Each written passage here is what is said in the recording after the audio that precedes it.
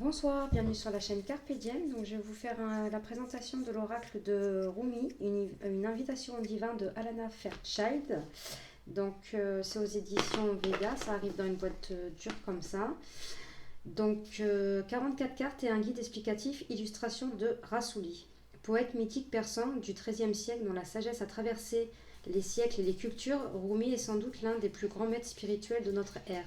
À travers une langue sacrée empreinte de spiritualité et de lumière, ce poète reconnu de son vivant comme un saint nous livre les messages de paix et d'amour qui s'adressent directement à notre cœur et nous invitent à vivre et à aimer dans un abandon total, pleinement conscient des mystères de la vie. Donc, j'ai oublié de vous dire, c'est un coffret à 24,90 €. Ce coffret, composé d'un livre explicatif de 44 cartes remarquablement illustrées, vous permettra de recevoir les précieux messages de Rumi et de bénéficier de sa sagesse au quotidien.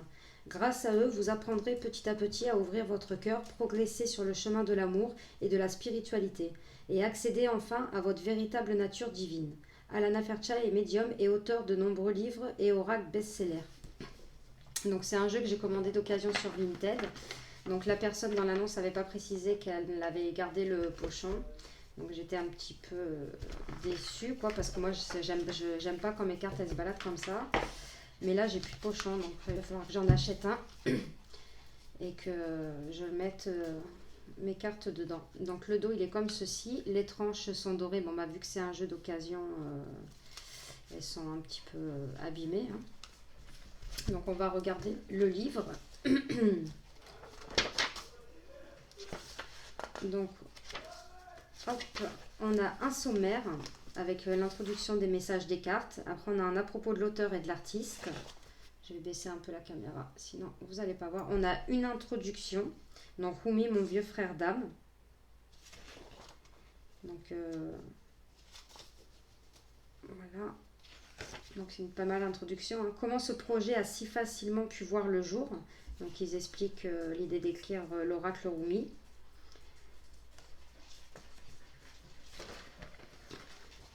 Ensuite, nous avons comment utiliser les cartes. Donc, il explique qu'il n'y a pas de règle particulière, on fait comme on veut.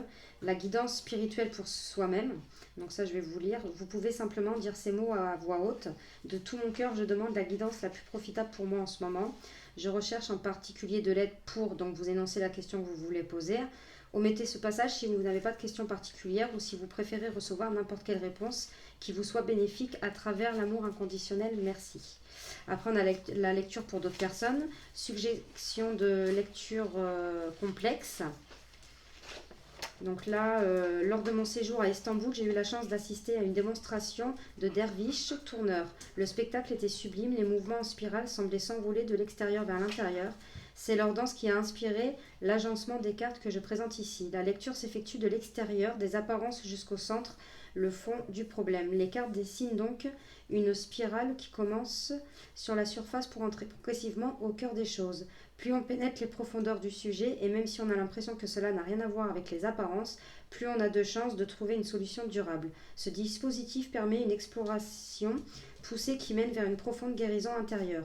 Tout d'abord, tenez le jeu dans vos mains en disant « Rumi, toi qui m'aimes inconditionnellement, je te prie de prendre en charge cette lecture pour mon plus grand bien, merci. » Donc là, vous avez le tirage, hein, vous voyez, ça fait comme une forme d'escargot.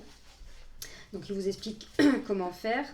Quelle guidance m'aidera à envisager la question de la meilleure façon qui soit. Donc choisissez une carte et placez-la en position 1. Pour la 2, quelle guidance m'aidera à dépasser les apparences pour résoudre la situation. La 3, quelle guidance et quel soutien la vie m'apporte-t-elle à ce sujet. Pour la 4, qu'est-ce que les autres m'apprennent à ce sujet. La 5, quel est l'exemple que je donne aux autres ou qu'est-ce que j'apporte au monde à travers tout cela. Et pour la 6, quel est le cœur de la question que je dois absolument savoir en ce moment. Donc voilà. Après, on a les messages des cartes. Donc vous avez la carte, je vais prendre celle-ci, c'est la première, qui est reprise en noir et blanc. Donc je trouve dommage parce que les illustrations sont tellement belles. Ça aurait été bien qu'elles soient reprises en couleur. Donc là, on a le titre de la carte, un petit mot de Rumi, comme un petit poème. Et après, on a l'explication de la carte. De toute façon, on va faire comme d'habitude. À la fin, on va tirer une carte et je vous lirai le message du livre. Et un rituel sacré si vous voulez faire un rituel, si vous choisissez une carte. Donc, c'est comme ceci pour toutes les cartes. Et à la fin, on a à propos de l'auteur et à propos de l'artiste. Donc voilà. Bon, c'est un jeu qui est assez connu. Donc je vous remonte le dos des cartes. Il est magnifique, violet comme ça. C'est super beau avec les tranches dorées. Donc moi, ce qui m'embête un peu, c'est ce contour. C'est dommage d'avoir fait un contour parce que les illustrations sont belles. Donc je pense qu'à force que le doré soit usé, je pense que j'enlèverai le contour et je remettrai du doré. Donc on va commencer la présentation des cartes. Donc là, vous avez derrière la mort, la vie. Elle est magnifique. Vous voyez, là, on dirait comme un donut. La passion intentionnée. Donc, c'est vraiment des belles peintures. C'est la lumière dissolvante. Le manteau du Christ. Celle-là, elle est très belle aussi. Emporté dans la déferlante de l'amour. Alors, ceux-là, j'aime moins. C'est abstrait. C'est des peintures abstraites, mais j'aime un peu moins. L'unité. L'ange de sang. Le cœur cosmique. L'impossible rendu possible, celle-ci elle est très très belle. La rose céleste de Ma, celle-ci ça va, j'aime bien. La convergence sacrée, celle-ci aussi. Donc vous voyez, on voit plein de personnages. Je ne sais pas si vous voyez bien la caméra.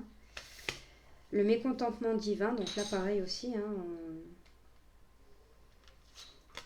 Lève-toi. Alors c'est cette carte qui m'a attirée. C'est cette carte qui m'a attirée. Et en fait, quand j'ai voulu regarder le livret, j'ai ouvert une page au hasard et je suis tombée sur cette carte-là. Donc c'est vraiment cette carte-là qui m'a attirée. Laisse l'amour opérer. La mère divine se manifeste. Elle est super belle aussi, celle-là. Les couleurs sont belles, de rien au tout. Le don humain.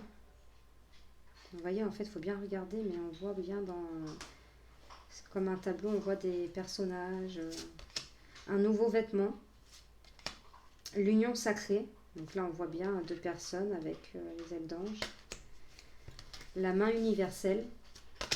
Le cœur du phénix sacré. Le lion et la biche. L'étoile mère Arrakis, pardon. Resplendissant de grâce. Dépasser la peur. Elle est belle aussi, celle-ci. Al-Usa, l'étoile de Vénus. L'ange Rasbar. En fait, ça me fait un peu comme Tony Carmine Salerno. J'adore les peintures. Entrer dans le jardin des délices. Celle-ci aussi, je la trouve belle. Le bon choix. La déesse tournoyante. L'engagement. Bois le vin sacré qu'elle te sert. Celle-ci, j'aime moins, par contre. Toi qui me montres la voie. Laylat al-Qadr. Celle-ci, elle est tout splendide. Elle est... Waouh. Les amants. La passion de la sauvage mer rouge. La sœur sacrée. Le courage de ton amour. La faveur de Zara. La faveur d'Al-Hakim. La victoire de Mariam. La danse du féminin divin. La main de Fatima. Et la miséricordieuse mère Jamal. Donc on va aller tirer une carte. Hop. Donc je vais les remélanger. Je les avais remis dans l'ordre pour vous les présenter.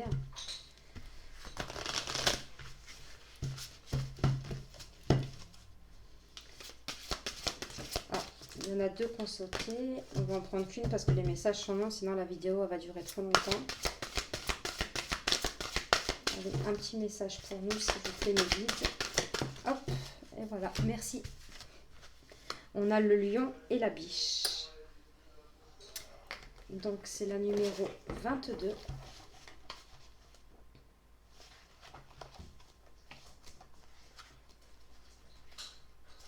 Voilà. Donc là, vous voyez l'illustration qui est reprise. Le lion et la biche. Quand tu entres dans le jardin du cœur, tu sens bon comme la rose. Donc ça, c'est le petit poème de Rumi. Quand tu t'envoles vers le ciel, tu es gracieux comme l'ange. Si tu es brûlé comme l'huile, tu deviens brillant. Quand tu désires ardemment, ta joie mène le jeu. Tu seras le royaume et le roi. Tu seras le paradis et l'ange gardien. Tu seras l'infidélité et la confiance. Tu seras le lion et la biche. Rumi. Tu es le lion et la biche. Tu es courageux, féroce et plein de vie. Mais aussi silencieux, plein de tendresse et de douceur. Si je viens vers toi avec arrogance, Tu rugis jusqu'à faire trembler de peur mon hypocrisie, jusqu'à lui faire baisser les armes pour que de nouveau la conquête de l'amour se produise. Si je viens vers toi avec adoration, dans l'abandon ouvert tous tes souhaits, alors tu te montres infiniment doux. Pareil à la biche qui ne me donne rien qui puisse faire peur, rien à quoi résister, si bien que moi aussi je deviens doux et simplement désireux de me soumettre à tes bons soins. Alors ne crains pas mes propres erreurs, car même si je succombe à l'arrogance, ton rugissement majestueux finira par me donner la sagesse et l'humilité. Et même si je deviens faible, ta tendresse m'apportera du secours. Tu me donnes tout ce dont j'ai besoin pour rester vrai, vrai à l'amour, car tu es à la fois le lion sacré, fier et puissant, et la biche pleine de douceur, caressante comme la brise printanière. Bonjour mon vieil ami, te souviens-tu de moi? Nous sommes les plus vieux amis du monde, nous nous connaissons depuis plusieurs vies déjà. Nous étions assis ensemble sur les bancs de l'école de l'amour, et voilà que nous nous retrouvons à cette étape avancée de l'expérience humaine, avec la terre comme salle de classe. L'heure est venue d'abandonner ce que nous savions pour nous ouvrir à de nouveaux grands mystères de la vie. Nos âmes ont quitté la divine unité. Sautant dans la rivière de l'oubli, elles ont plongé dans un corps et une vie. Ce saut marque le début d'une grande aventure. Embarquons ensemble dans cette studieuse aventure, honorons le tigre et l'agneau, le lion et la biche qui sommeillent en chacun de nous. Je vois en toi le guerrier encouragé qui combat avec honneur sans faille, mais aussi le guérisseur réparant les liens déchirés. C'est naturel, car ne nous sommes pas toutes choses, ne nous sommes pas anges et humains, animal et esprit, ne sommes-nous pas le ciel et la terre, ne sommes-nous pas divins? Nous voilà donc de nouveau réunis à l'école de l'amour. Cette école n'est pas faite pour l'âme qui adhère encore à ses préférences plutôt qu'à la curiosité, ni pour celle qui cherche le confort au lieu de s'engager dans l'aventure divine pour apprendre les leçons qu'elle prodigue. Nous devons être comme des amants tous les deux. Nous devons être prêts à nous laisser emporter par la passion, être assez fous pour courir après le grand bien-aimé, même si cela implique d'oublier ce que nous sommes pendant un temps, même si cela implique d'enfreindre les règles ou d'avoir l'air idiot. Qu'y a-t-il de meilleur que d'être abruti par l'amour? Cela nous va très bien, laissons-nous ensemble abrutir par l'amour. Alors, voudras-tu devenir mon camarade de classe? Nous nous rencontrons même sous nos différents costumes clairs ou sombres, tendres ou féroces. Nous serons les élèves les plus enthousiastes de l'école de l'amour, nous poussant l'un et l'autre à accomplir les plus grands exploits de passion et de dévotion. Nous nous surpasserons par nos gestes grandioses et notre engagement inébranlable. Cet oracle t'apporte un message. Tu es en train de redécouvrir une part de toi-même qui avait été perdue ou submergée par des soucis d'ordre pratique. Pourtant, si le sens pratique est une affaire de survie, apprendre à être son vrai moi a une entreprise éminente pratique, car toutes les autres voies mènent à la mort de l'âme. Il t'est demandé de supporter le chaos qu'engendre cette redécouverte. Il se peut que certains talents se réveillent et que cela te gêne dans un premier temps, même s'ils vont finalement t'apporter la joie et l'accomplissement. Cette gêne peut provenir de ton incertitude quant à la meilleure façon de les exprimer ou de la honte, du doute, de la culpabilité ou autre jugement que tu dois encore apprendre à surmonter. Peut-être es-tu gêné parce que tu es, par les talents ou traits de personnalité que tu reconnais désormais, ou peut-être as-tu déterré une part obscure de toi-même, ta rage sacrée, ton refus d'accepter le manque de respect, ton incapacité à tolérer le mensonge et la duperie. Mais où est le problème? Tu es le lion et la biche, il n'y a rien de plus naturel, il faut des deux dans ce monde. Cela ne veut pas dire que tu deviens contradictoire ou hypocrite. Non, tu deviens simplement entier.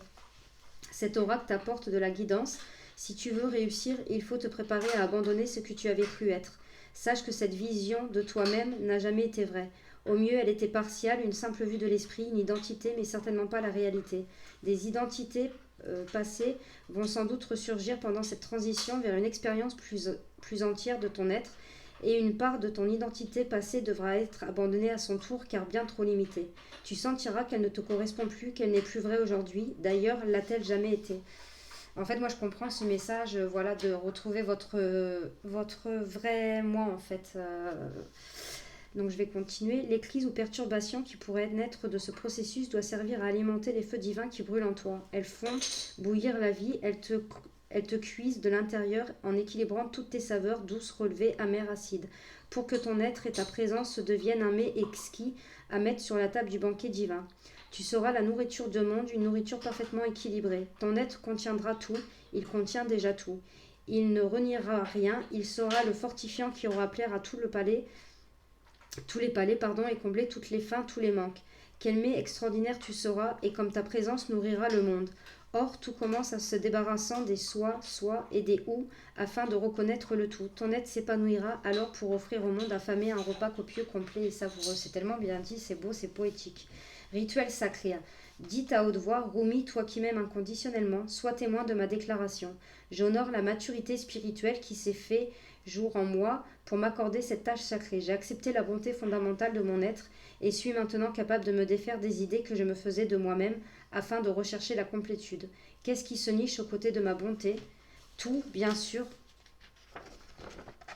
Alors, attendez. Je vais y arriver. Cela me fait pas peur. J'honore mon cœur. Il est assez grand pour contenir ma nature entière dans sa gracieuse lumière. Je regarde mon côté obscur avec compassion. Je suis peu à peu capable de danser avec l'ensemble de mon être, l'ombre et la lumière, dans une reconnaissance gracieuse de ma complétude divine. Je trouve la paix dans la douce acceptation de mon être tout entier. Cette acceptation permet au divin de vivre pleinement en moi. Elle aide à déployer sur la terre son grand plan mystérieux. Qu'il en soit ainsi dans le respect, la grâce et l'abandon. Restez assis calmement en contemplant l'image de la carte pendant quelques instants. Voyez comment les différentes couleurs et le jeu d'ombre et de lumière créent cette belle image. Elle vous représente. Il n'y a pas d'art dans la pure lumière ni dans la pure obscurité, mais seulement des extrêmes. C'est le jeu de l'ombre et de la lumière qui donne à l'art en devenir à votre âme la vie la plus totale. Quand vous serez prêt, dites simplement merci, le rituel est terminé. Donc voilà, donc je pense que c'est un jeu où il faut tirer une carte parce que vous avez vu que les messages sont très très très longs, à moins de connaître le jeu par cœur. Mais moi je pense que je m'en servirai, pardon, excusez-moi, en tirant une carte et avoir un conseil ou un petit message pour la journée. Mais c'est très poétique, franchement j'aime beaucoup beaucoup beaucoup beaucoup. Donc voilà, c'était la présentation de l'oracle Rumi. N'hésitez pas à mettre un petit pouce, à mettre des commentaires, ça m'intéresse d'échanger. Dites-moi vous comment vous utilisez cet oracle et n'hésitez pas à vous abonner. Je vous fais de gros bisous et à de prochaines vidéos. Merci.